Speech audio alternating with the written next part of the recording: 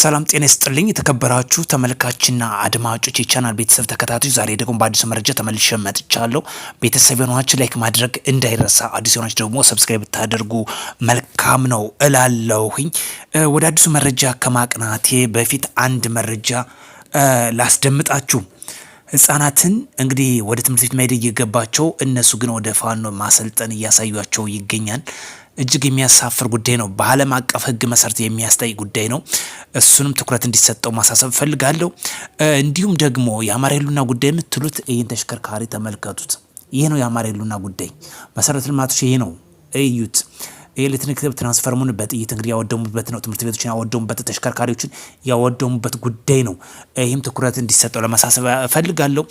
ሌላኛው ጉዳይ መልእክት ማስተላለፍ እንፈልገው ወደ አዲሱ መረጃችን ከማለፋችን በፊት ኮማንደር አሰግድ መኮንን፣ ይህ ሰው እንግዲህ በእርጅና እድሜው ጫካ ይገኛል። ከዚህ በፊት የአማራ ህዝብና የአማራ መንግስት እንግዲህ ኃላፊነት የሰጠውን ኃላፊነቱን ወደ አደጋ ውስጥ ደቅኖ ነው ጫካ የገባው። ተጠያቂ የሚያደርግ ጉዳይ ስለሆነ ወደዛ የገባው። ስለዚህ መንግስት ያደረገልን የምህረት መንገድ ብትከተል አትራፊ ትሆናለህ የሚል መልእክቴን ማስተላለፍ እፈልጋለሁ። መንግስት እንግዲህ በምህረት እየተቀበለ ይገኛል። ምንም ጥፋት ብትሰራ መንግስት ያቀርበልህን የምህረት ደጅ ወይም መንገድ እንድትጠቀምበት ማሳሰብ እንፈልጋለን። ሌላኛው ደግሞ ኮሎኔል ሞገስ ዘገየ የሚባል በተመሳሳይ መልኩ መንግስትና የአማራ ህዝብ የሰጠን ኃላፊነትን አደጋ ውስጥ ደቀነ ጫካ የገባን አሁንም ያ የሰጠን ኃላፊነት ወይም ደግሞ የሰራው ብልሹ አሰራር መንግስት በይቅርታ እያለፈ ይገኛል። ይህን እድል በአጋጣሚ ብትጠቀሙበት መልካም ነው እላለሁ።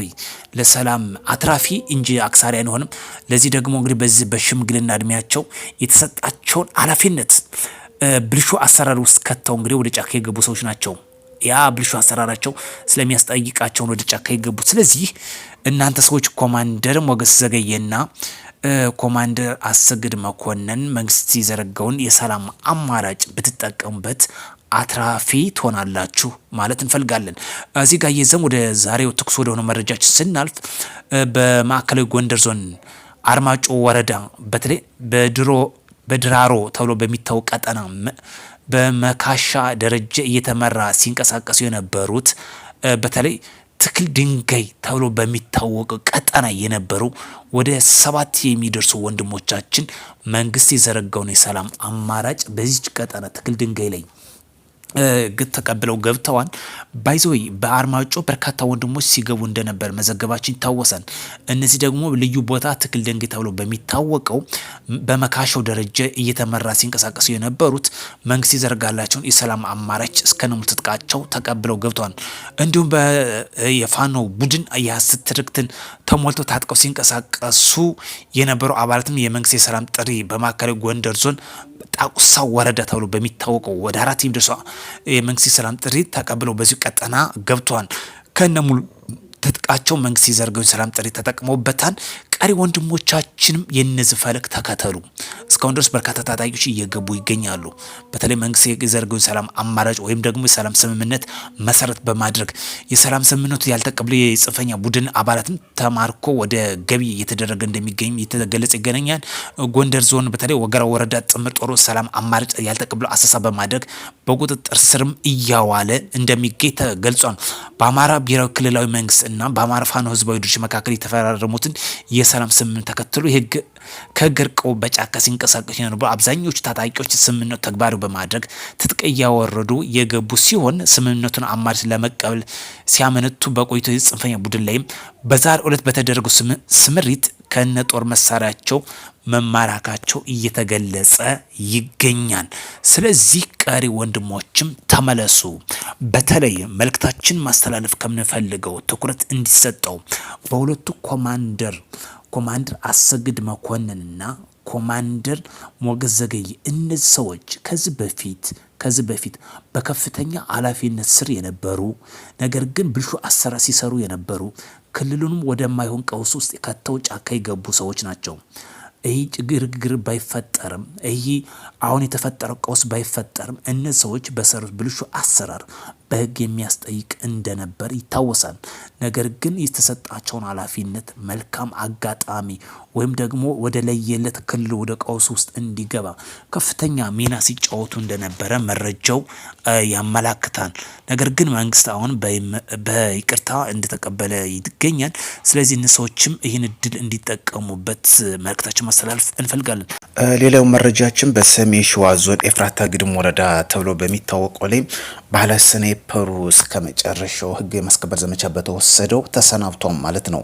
ውድ ቻናል ቢሰዎች ቅድሚያ ለሰላም ቅድሚያ ንጽም ነው በምክንያት እንደሆነ ግልጽ ነው። በተለይ ባለ ስናይፐር በሰሜን ሸዋ ማለት ነው ሸጋው ግርማ ተብሎ የሚታወቅ አንድ ስናይፐርና 2 ኤፍኤም ቦምብ ተብሎ የሚታወቅ እንደያዘ በነበረው ኦፕሬሽን ነው የተሰናበተው። ተደጋጋሚ ሰላም ጥሪ እየቀረበ እንደ ጓደኞቹ እንደ ሰሞኑን እንደተብሎ እንደገቡት የካፒቴን ማስረሻ ሰጤ አባል በርካቶች እንደገቡ ይታወሳል። ይሄ ግን አሻፍሬ በማለት የነመከተው ማሞ ፈልግ ሲከተል የነበረ ነው። በዚህም እስከ መጨረሻው ስናይፐሩ በምርኮኛነት መልኩ ገቢ ሲደረግ እሱ በዛው ተሰናብቷል።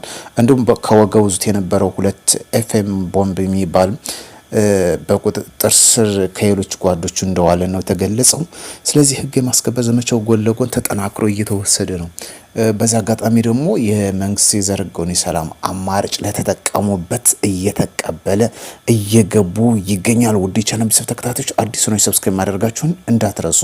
ሰሞኑን መንግስት የደረሰውን የሰላም ስምምነት ተከትሎ በርካታ ወንድሞች ይገባሉ፣ ደግሞም እየገቡ ይገኛሉ። አሁን የጸጥታ አካላት በቅንጅት እንግዲህ በሩን ክፍት አድርጎ በተናበበ በተጠና መልኩ እየተቀበለ ይገኛል። ለዚህ ደግሞ በርካቶች ሲገቡ እንግዲህ የትጥቅ ማውረድ ስነስርዓትም ይካሄዳል፣ የርክክብ ስነስርዓትም ይካሄዳል፣ ታድሱ ስልጠና የሚሰጣ መልሶ ማቋቋምም ይደረጋል። እነዚህ ታጣቂዎች በርካቶች እንግዲህ ዘረፋ ላይ የተሰማሩ አለመሆኑ ይታወቃል። በርካቶች በመደናገር ጫካ የገቡ ናቸው። ጥቂቶች ግን እየዘረፉ ክልሉን እያወደሙ እንደ ዋነኛ መሳሪያ የተጠቀሙበት ነው የሚገኙ ወጣቶች። እነዚህ ወጣቶች በርካቶች ተማሪዎች ናቸው፣ ከትምህርት ገበታዎች የተፈናቀሉ፣ አካዳሚካሊ ትንሽ ፊደል የቆጠሩ፣ ትምህርት ገበታቸውን አፈናቅለው ወደ ጫካ እንዲገቡ ያደረጓቸው የጥቂት ፖለቲከኞች ማስፈጸሚያ እያደረጓቸው የሚገኙት። ስለዚህ የአማራ ፋኖ ህዝብ ተቀብለው የገቡት በርካቶችን ይህ መንገድ እየተጠቀሙበት ይገኛሉ ማለት ነው።